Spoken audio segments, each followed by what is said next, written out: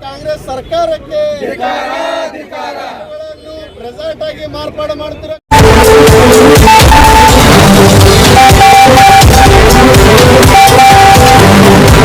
YouTube news में स्वागत है आप सभी दर्शकों का। मैं हूं सानिया।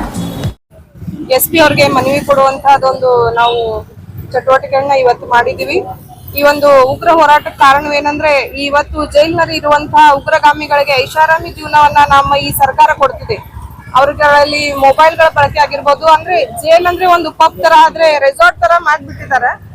ಉಗ್ರಗಾಮಿಗಳಿಗೆ ಸೂಕ್ತ ಒಂದು ಕ್ರಮ ಕೈಗೊಳ್ಳಬೇಕು, ಅವ್ರಿಗೆ ಒಂದು ಕಠಿಣ ಶಿಕ್ಷೆ ಆಗ್ಬೇಕಂತ ಹೇಳಿ ಅವ್ರಿಗೆ ಜೈಲಿಗೆ ಕಳಿಸ್ತಾರ ನ್ಯಾಯಾಂಗ ವ್ಯವಸ್ಥೆ। ಆದ್ರ ಇವರು ಜೈಲಿನಲ್ಲಿ ಕೊಡುವಂತ ವ್ಯವಸ್ಥೆ ನೋಡಿದ್ರೆ ಅವ್ರ ಕೈಯಲ್ಲಿ ಮೊಬೈಲ್ಗಳು ಸಿಗ್ತಾವ, ಅವರೊಂದು ಐಷಾರಾಮಿ ಜೀವನವನ್ನ ಅಲ್ಲಿ ಕಳೀತಿರ್ತಾರ। ಆ ಮೊಬೈಲ್ಗಳನ್ನ ಬಳಕೆ ಮಾಡಿ ಅವರು ನಮ್ಮ ದೇಶದ ವಿರುದ್ಧವೇ ಉಗ್ರ ಚಟುವಟಿಕೆಗಳನ್ನ ಮಾಡ್ತಾರೆ। ಇವತ್ತು ಯಾರು ಕೂಡ ನಾವು ಈ ಸರ್ಕಾರದಲ್ಲಿ ಸುರಕ್ಷಿತವಾಗಿಲ್ಲ।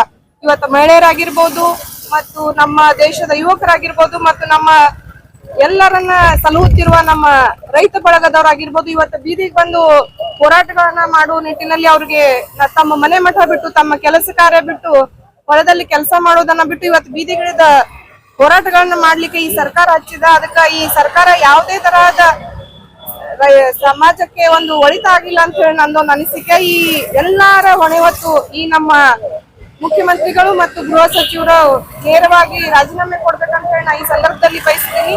ನಿಮ್ಮ ಸರ್ಕಾರದಲ್ಲಿ ಯಾವುದೇ ರೀತಿ ಜನಸಾಮಾನ್ಯರಿಗೆ ಆಗಿರ್ಬೋದು, ಮಹಿಳೆಯರಿಗಾಗಿರ್ಬೋದು, ರೈತರಿಗಾಗಿರ್ಬೋದು ಒಂದು ಯಾವುದೇ ತರಹದ ಸುರಕ್ಷತೆ ಕೂಡ ಇಲ್ಲ। ಮಹಿಳೆಯರ ಮೇಲೆ ಅತ್ಯಾಚಾರ, ಅನಾಚಾರ ದಿನೇ ದಿನೇ ಹೆಚ್ಚಾಗುತ್ತಿದೆ। ಆ ರೀತಿಯಲ್ಲಿ ನೀವು ಉಗ್ರಗಳಿಗೆ ಮತ್ತು ಕೈದಿಗಳಿಗೆ ನೀವು ಈ ತರ ಎಲ್ಲ ಅದ್ರಾತಿಥ್ಯ ರಾಜಾತಿಥ್ಯ ಕೊಡ್ತಿದ್ರೆ ಅವ್ರು ಹೊರಗಡೆ ಬಂದು ಮತ್ತೆ ಅದೇ ಕೃತ್ಯವನ್ನ ಎಸಗುತ್ತಾರ।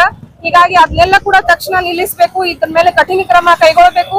ಇದ್ರ ಮೇಲೆ ಕಠಿಣ ಕ್ರಮ ಕೈಗೊಳ್ಳದಿದ್ರೆ ಮುಂದಿನ ದಿನಮಾನಗಳಲ್ಲಿ ನಮ್ಮ ಭಾರತೀಯ ಜನತಾ ಪಕ್ಷ, ಮಹಿಳಾ ಮೋರ್ಚಾ, ಯುವ ಮೋರ್ಚಾ ಮತ್ತು ನಮ್ಮ ಎಲ್ಲ ಪಕ್ಷದ ಪದಾಧಿಕಾರಿಗಳು ನಾವೆಲ್ಲರೂ ಕೂಡ ಬಿದಿಗಿಳಿಬೇಕಾಗ್ತದ। ಮುಂದಿನ ದಿನಮಾನಗಳಲ್ಲಿ ಉಗ್ರ ಹೋರಾಟವನ್ನ ನಾವೆಲ್ಲರೂ ಕೂಡ ಹಮ್ಮಿಕೊಳ್ತಿದ್ದೇವೆ ಅಂತ ಹೇಳಿ ಈ ಸಂದರ್ಭದಲ್ಲಿ ಬಯಸ್ತೀನಿ। ನಾನು ಸ್ವಪ್ನ ಕಣ್ಮುಶ್ರಾ, ಮಹಿಳಾ ಮೋರ್ಚಾ ಜಿಲ್ಲಾಧ್ಯಕ್ಷ ವಿಜಯಪುರ। ಇವತ್ತಿನ ದಿವಸ ಭಾರತೀಯ ಜನತಾ ಪಾರ್ಟಿ ಯುವ ಮೋರ್ಚಾ ಕರೆ ಮೇರೆಗೆ ರಾಜ್ಯಾದ್ಯಂತ ಈ ರೀತಿ ಪ್ರತಿಭಟನೆಗಳನ್ನ ಅವರು ರಾಜ್ಯಾದ್ಯಂತ ಹಮ್ಮಿಕೊಂಡಿದ್ದಾರೆ।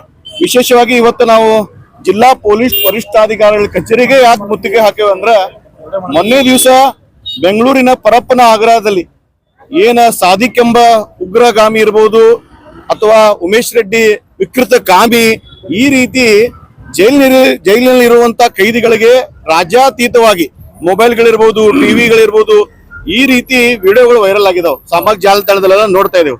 ಯಾಕಂದ್ರೆ ಮೋಸ್ಟ್ ವಾಂಟೆಡ್ ಟೆರರಿಸ್ಟ್ ಹತ್ತನೇ ಮೊಬೈಲ್ ಐತಿ ಅಂದ್ರ ನಮ್ಮ ರಾಜ್ಯದಲ್ಲಿ ಕಾನೂನು ಸುವ್ಯವಸ್ಥೆ ಏನಾಗೈತಿ, ನಮ್ಮ ಗೃಹ ಮಂತ್ರಿಗಳು ಸಮರ್ಥರಿದ್ದಾರೋ ಅಸಮರ್ಥರಿದ್ದಾರೋ ಅನ್ನೋದು ಪ್ರಶ್ನೆ ಉದ್ಭವ ಆಗ್ತದೆ ಕೂಡಲೇ। ಅದೇ ರೀತಿ ಮೊನ್ನೆ ಕೂಡ ಅನೇಕ 15 ವರ್ಷಗಳಿಂದ ವಿಜಯಪುರ ನಗರದಲ್ಲಿ ಕಣ್ಮರೆಸಿಕೊಂಡಂತ ಒಬ್ಬ ಉಗ್ರವಾದಿಗಳನ್ನ 15 ವರ್ಷಗಳ ನಂತರ ಬಂಧಿಸಿದ್ದು ನಮ್ಗೆಲ್ಲ ಗೊತ್ತಿದೆ। ಅದಕ್ಕ ರಾಜ್ಯದಲ್ಲಿ ಕಾನೂನು ಸುವ್ಯವಸ್ಥೆ ಹದಗೆಟ್ಟೈತಿ। ಏನ ಜೈಲಿನಲ್ಲಿ ಇರುವಂತ ಕೈದಿಗಳಿಗೆ ಜೈಲ್ ಐತೋ ಅಥವಾ ರೆಸಾರ್ಟ್ ಐತೋ ಅನ್ನೋದು ಪ್ರಶ್ನೆ ಉದ್ಭವ ಆಗತೈತಿ। ಕೂಡಲೇ ಸರ್ಕಾರ ಮಧ್ಯಪ್ರವೇಶಿಸಿ ಈ ರೀತಿ ಮತ್ತೊಮ್ಮೆ ಈ ರೀತಿ ಕೃತ್ಯಗಳಾಗದಂತೆ, ಈ ರೀತಿ ಘಟನೆಗಳು ಮರುಕಳಿಸದಂತೆ ನಿಗಾ ವಹಿಸಬೇಕಂತೇಳಿ ರಾಜ್ಯ ಸರ್ಕಾರ ನಾನು ಈ ಸಂದರ್ಭದಲ್ಲಿ ಆಗ್ರಹ ಪಡಿಸ್ತೇನೆ। ಶಿವರುದ್ರ ಬಾಗಲಕೋಟ ಮಹಾನಗರ ಪಾಲಿಕೆ ಸದಸ್ಯ ದಿವಸ ನಾವು ಇಲ್ಲಿ ಎಲ್ಲ ನಮ್ಮ ಭಾರತೀಯ ಜನತಾ ಪಾರ್ಟಿ ಯುವ ಮೋರ್ಚಾ ಪದಾಧಿಕಾರಿಗಳು ಹಾಗೂ ನಮ್ಮ ಪೇರೆಂಟ್ ಬಾಡಿಯ ಪದಾಧಿಕಾರಿಗಳು ಸೇರಿದ ವಿಷಯ ಏನಪ್ಪಾ ಅಂತಂದ್ರ ಇವತ್ತಿನ ದಿವಸ ಪರಪ್ಪನ ಅಗ್ರಹಾರದಲ್ಲಿ ಒಂದು ಕೃತ್ಯ ನಡೆದಿದೆ। ನಮ್ಗೆಲ್ಲ ಗೊತ್ತಿರಬಹುದು, ತಮ್ಮ ಮೀಡಿಯಾ ಮುಖಾಂತರ ನಮ್ಗೆ ಗೊತ್ತಾಗಿದೆ। ಅದು ಏನಪ್ಪಾ ಅಂತಂದ್ರ ಜೈಲುಗಳು ರೆಸಾರ್ಟ್ ಆಗಿ ಕನ್ವರ್ಟ್ ಆಗತ್ತವೆ ಇವತ್ತಿನ ದಿವಸದಾಗ। ರೆಸಾರ್ಟ್ ಅನ್ಬಹುದು, ಅದಕ್ಕ ಪಬ್ ಡ್ಯಾನ್ಸ್ ಅನ್ಬಹುದು, ಏನೇ ಇರ್ಬಹುದು। ನಿನ್ನೆ ಆಗಿರ್ತಕ್ಕಂಥ ಬಾಂಬ್ ಬ್ಲಾಸ್ಟಿಗೂ ಇವ್ರದೇ ಇಲ್ಲಿಂದ ಸಹಕಾರ ಇರಂಗಿಲ್ಲ ಅಂತ ಏನ್ ಗ್ಯಾರಂಟಿ?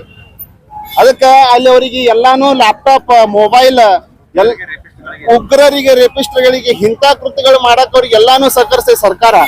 ಅದಕ್ಕ ನಾವು ಇವತ್ತು ಯುವ ಮೋರ್ಚಾ ವತಿಯಿಂದ ನಮ್ಮ SP ಅವರಿಗೆ ಮನವಿ ನೀಡ್ಲಾಕ್ ಬಂದಿದ್ದೀವಿ। ಯಾಕಪ್ಪ ಅಂದ್ರ ಇಂದಿನ ಇತಿಹಾಸ ತೆಗೆದು ನೋಡಿದಾಗ ನಮ್ಮ ವಿಜಯಪುರ ಜಿಲ್ಲೆ ಒಳಗಡೆ ಸಾಕಷ್ಟು ಭಯೋತ್ಪಾದನೆ ಘಟನೆಗಳು ಆಗುವಂತ ಸಹಕರಿಸುವಂತ ಎಲ್ಲಾ ಕೈದಿಗಳು ಇಲ್ಲಿ ಬಂದು ಹೋಗಿದಾರ, ಇಲ್ಲಿ ಅದಾರ।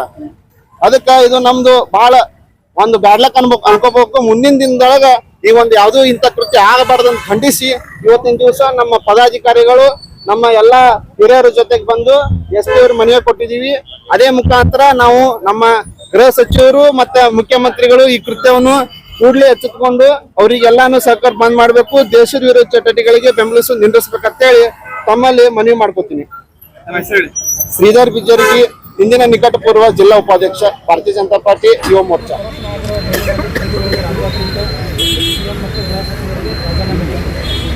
ಹರಪನಗರ ಜೈಲಿನಲ್ಲಿ ಕೈದಿಗಳಿಗೆ ರಾಜ್ಯಾದ್ಯಂತ ಹಿನ್ನೆಲೆಯಲ್ಲಿ ವಿಜಯಪುರ ನಗರದಲ್ಲಿ ಬಿಜೆಪಿ ಯುವ ಮೋರ್ಚಾ ವತಿಯಿಂದ ಪ್ರತಿಭಟನೆ ಹಮ್ಮಿಕೊಂಡಿದ್ದು, ಹರಪನಗರದ ಜೈಲಿನಲ್ಲಿ ಕೈದಿಗಳಿಗೆ ರಾಜ್ಯಾದ್ಯಂತ ನೀಡುವುದು ಗಮನಕ್ಕೆ ಬಂದಿರುವುದರಿಂದ ಜೈಲಿರುವ ಉಗ್ರವಾದಿ ಕೈದಿಗಳಿಗೆ ಮೊಬೈಲ್ ಹಾಗೂ ಟಿವಿ ವೀಕ್ಷಣೆಗೆ ಅವಕಾಶ ಕೊಟ್ಟು ಭಯೋತ್ಪಾದಕ ಹಾಗೂ ಉಗ್ರವಾದ ಕುರಿತ ರಾಜ್ಯ ಕಾಂಗ್ರೆಸ್ ಸರ್ಕಾರ ಇನ್ನಷ್ಟು ದೃಷ್ಟಿ ನೀಡುತ್ತಿರುವುದು ಖಂಡಿಸಿ ಈ ಪ್ರಕರಣಕ್ಕೆ ನೇರ ಹೊಣೆ ಮುಖ್ಯಮಂತ್ರಿ ಸಿದ್ದರಾಮಯ್ಯ ಹಾಗೂ ಗೃಹ ಸಚಿವ ಪರಮೇಶ್ವರ್ ಅವರ ಕಾರಣ ಕೂಡಲೇ ಅವರು ರಾಜೀನಾಮೆ ಕೊಡಲಾಗಿದ್ದು, ಈ ಮುಖಾಂತರ ಏನಾಗಿದೆ ಪರಿಸ್ಥಿತಿ ಕಾಂಗ್ರೆಸ್ ಸರ್ಕಾರ ಬಂದಾಗಿಂದ ಹಿಡಿದು ಕೈದಿಗಳಿಗೆ ಉಗ್ರಗಾಮಿಗಳಿಗೆ ಹೆಚ್ಚಿನ ಆದ್ಯತೆ ಸಿಗ ತಮಗೂ ಗೊತ್ತಿದೆ, ತಮ್ಮ ಗಮನಕ್ಕೂ ಇದ್ದು ಎಲ್ಲರೂ ಯಾರು ಯಾರಿಗೆ ನ್ಯಾಯ ಬೇಕು ನ್ಯಾಯ ಸಿಗಲಿಲ್ಲ. ಕೆಲವು ದಿನಗಳಿಂದ ತಾವು 11 ವರ್ಷ 25 ವರ್ಷ ಅವರಿಗೆ ರಕ್ಷಣೆ ಕಿಲೋಮೀಟರ್ ಬಾಂಬ್ ಬ್ಲಾಸ್ಟ್ ಅಂತ ನಡೆದಂಥ ಘಟನೆ ಅಂತ ದೊಡ್ಡ ಉಗ್ರನೆ ನಾವು ಸರಿ ಎಲ್ಲರೂ ನಾವು ಗೌರವಿಸ್ತೀವಿ.